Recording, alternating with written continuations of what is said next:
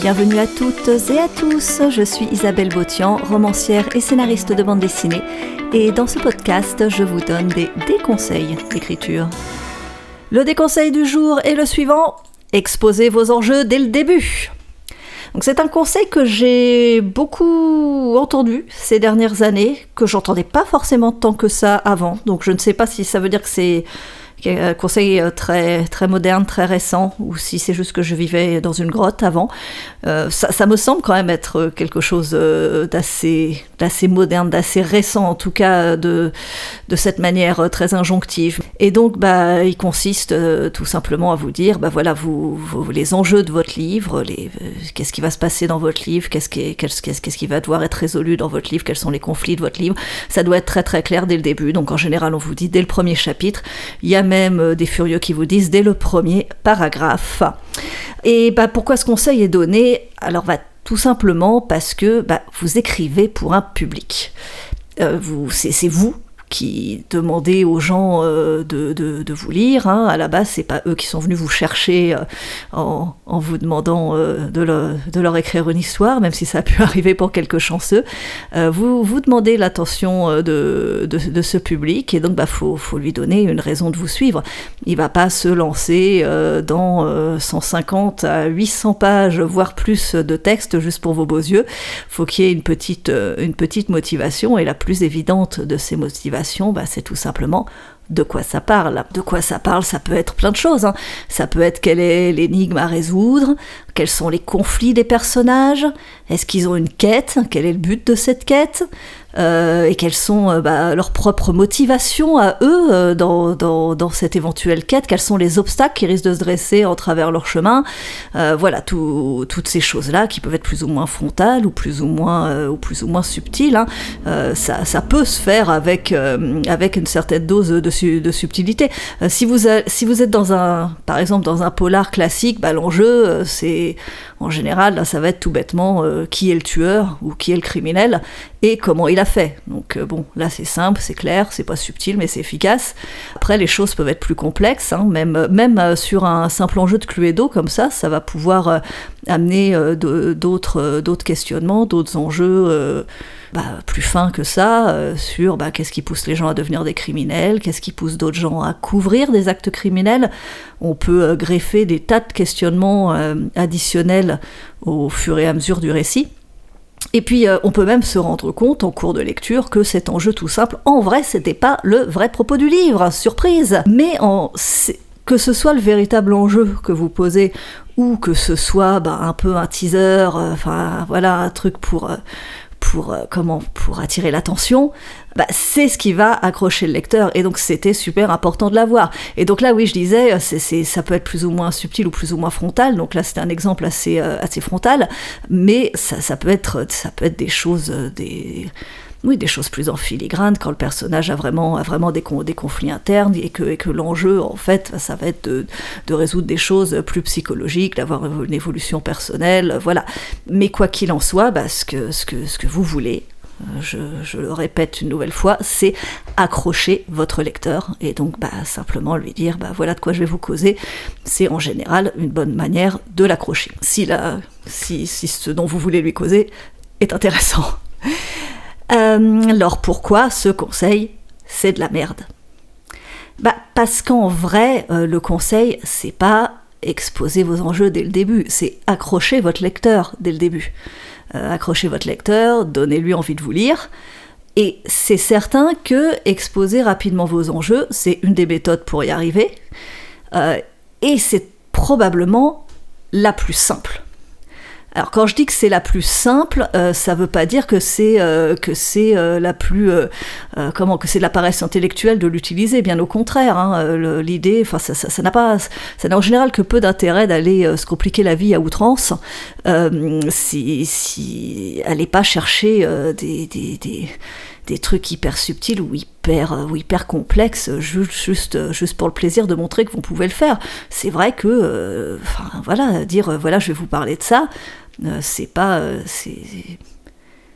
très bien, c'est pas de la paresse, c'est ce que font beaucoup de livres, et ça marche très bien. Comment dire, si vous êtes novice, ça va être vraiment une bonne idée d'utiliser cette stratégie-là. Comme je l'ai dit, parce que c'est la plus simple. Si vous êtes moins novice, ça peut être une très très bonne idée de l'utiliser, parce qu'elle est très efficace et parce qu'elle est très logique. Quand je dis la plus simple, c'est la plus simple parce que c'est la plus logique. Encore une fois, de quoi ça cause, voilà ce que je vais vous raconter.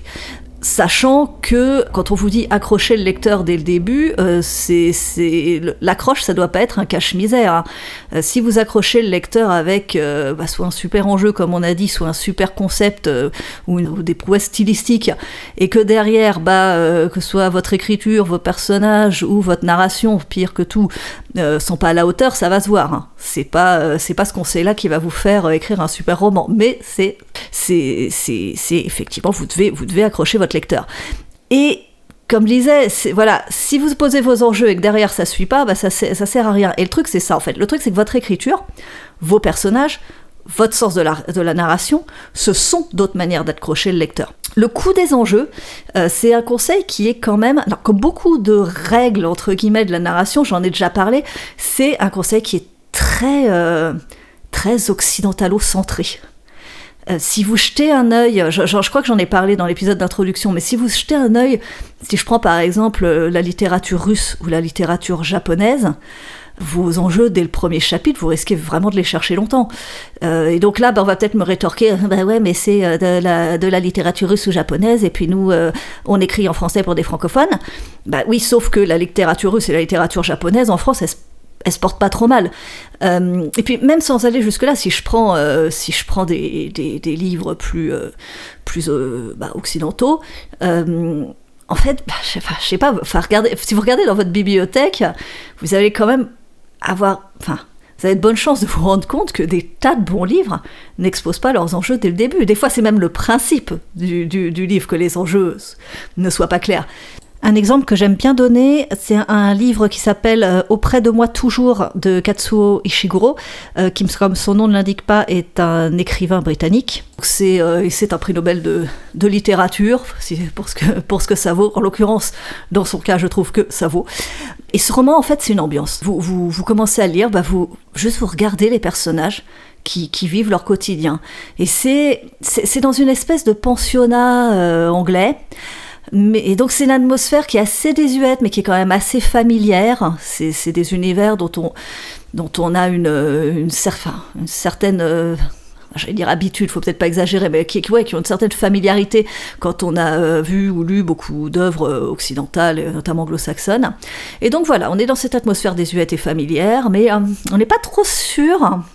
Et on a envie de savoir. Il y a des trucs un peu chelous. On a envie de savoir, donc on insiste, parce qu'on est très très très perplexe quand même.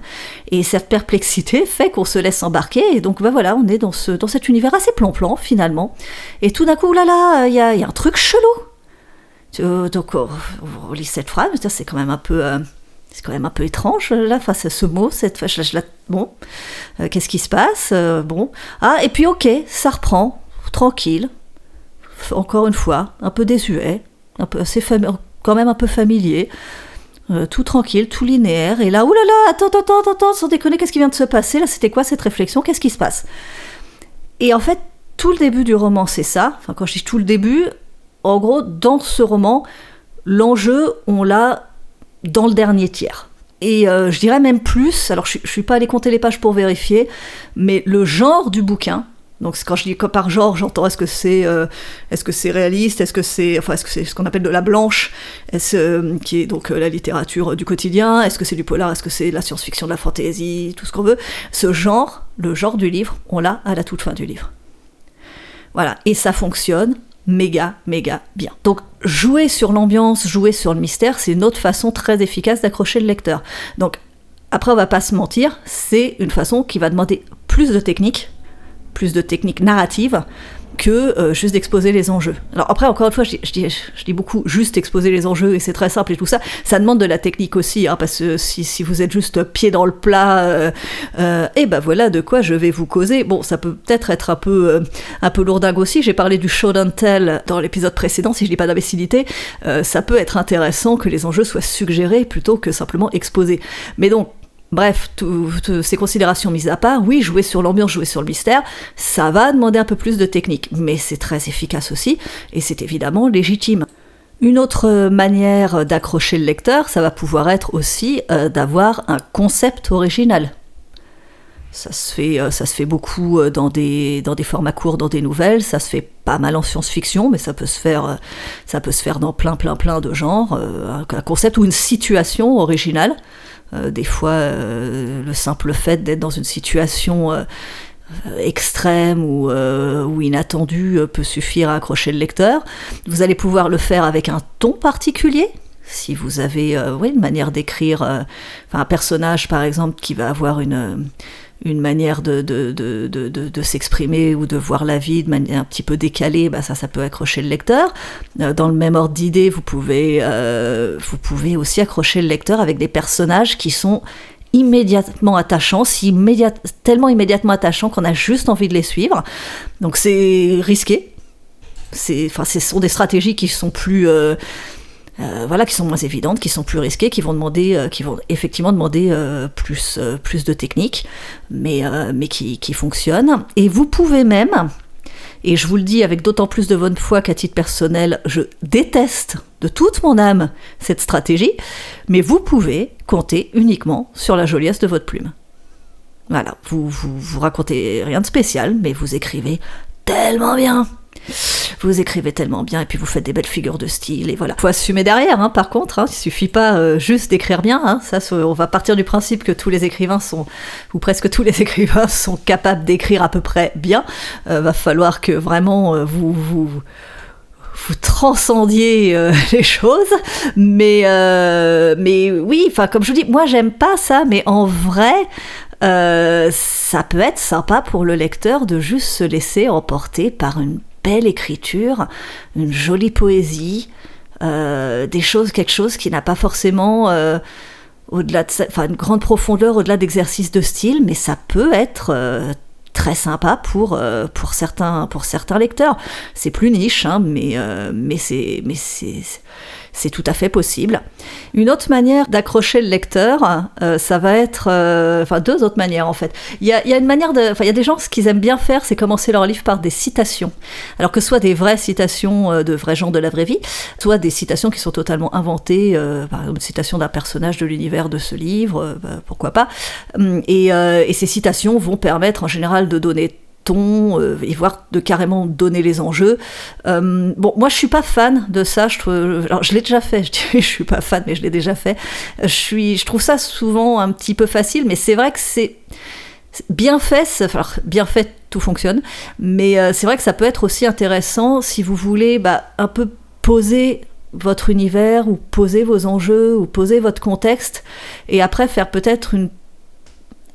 prendre peut-être un chemin détourné pour arriver au début de votre histoire. Ça peut être sympa, c'est une stratégie pour accrocher. Il y a aussi des pros de l'incipit. Donc ce qu'on appelle l'incipit, pour ceux qui ne le sauraient pas, c'est en fait... Alors, souvent on dit c'est la première phrase d'un roman. En vrai, c'est les premières lignes d'un roman. Mais ça va être souvent une phrase.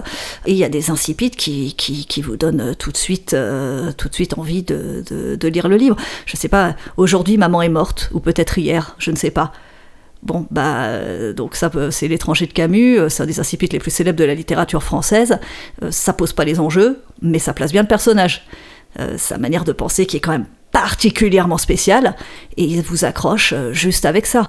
Dans un autre genre, sur les très très connus, vous avez celui d'Orgueil et Préjugés, qui est « C'est une vérité universellement reconnue qu'un célibataire pourvu d'une belle fortune doit avoir envie de se marier ». Celui-là, en l'occurrence, il pose les enjeux et il pose aussi le ton. C'est une satire sociale et ça va être un roman assez ironique. Il y a aussi des incipites qui sont dans l'efficacité pure. Moi, il y a ma saga de romans préférée de tous les temps et de tout l'univers, c'est une saga qui s'appelle les Lyman Chronicles de Dorothy Dennett, qui est l'incipit du premier livre. C'est un dialogue, et c'est quelqu'un qui dit « Lyman is back ». Je vous le dis en anglais parce que le livre n'est pas traduit, c'est donc « Lyman is back », Lyman est de retour. Et écoute, moi voilà, je lis ça, direct je continue à lire. Elle m'a accroché dès la première phrase, je sais pas de quoi ça va parler, mais ça fonctionne. Et c'est marrant parce que c'est un incipit qui est vraiment dans l'efficacité pour un livre qui ne joue pas du tout sur l'efficacité, bien au contraire, c'est un livre qui prend son temps et qui est quand même assez pointu. Et donc voilà, l'incipit est une très très bonne manière de donner aux gens de vous suivre, mais pareil, comme les autres techniques qui fonctionnent bien, notamment les techniques efficaces, il faut assurer derrière. Vous pouvez pas juste avoir votre petite punchline au début et puis derrière vous enlisez. Mais voilà, c'est vrai que c'est important d'accrocher votre lecteur, et votre lecteur, la manière dont vous allez accrocher votre lecteur, c'est là que je voulais en venir. Ces stratégies que vous allez retenir, elles doivent être appropriées au manuscrit sur lequel vous travaillez. À votre style aussi, bien sûr, mais aussi à chaque livre que vous écrivez. Sur un page-turner très efficace, effectivement, va peut-être falloir que ça arrive très très vite et que ce soit peut-être assez clair, mais encore, vous n'êtes pas obligé, mais je veux dire, c'est quelque chose de cohérent. Si vous êtes sur quelque chose de beaucoup plus calme, qui joue un petit peu sur les digressions, sur les introspections, c'est pas forcément déconnant de prendre un petit peu votre temps, d'installer votre ambiance, de vous placer peut-être bien dans la tête du personnage dès le début pour le placer lui ou elle et accrocher le lecteur avec ça. Voilà, donc il y aurait beaucoup de choses encore à dire, mais je pense avoir quand même pas mal fait le tour. Avant de me paraphraser, je vais conclure. L'idée de ce conseil, donc exposer vos enjeux dès le début, dès le premier chapitre, dès le premier paragraphe, dès la première phrase, mon Dieu, en vrai, c'est donner envie à vos lecteurs de vous suivre, accrochez-les. Soyez conscient de vos limitations techniques, allez pas forcément vous lancer dans des trucs hyper complexes.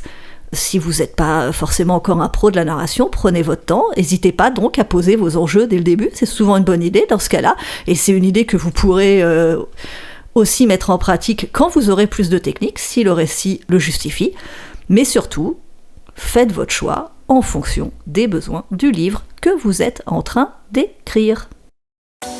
Merci d'avoir écouté ce déconseil d'écriture. N'hésitez pas à partager les mauvais bons conseils qu'on vous a donnés en commentaire ou via la messagerie de mon site www.isabellebotian.com.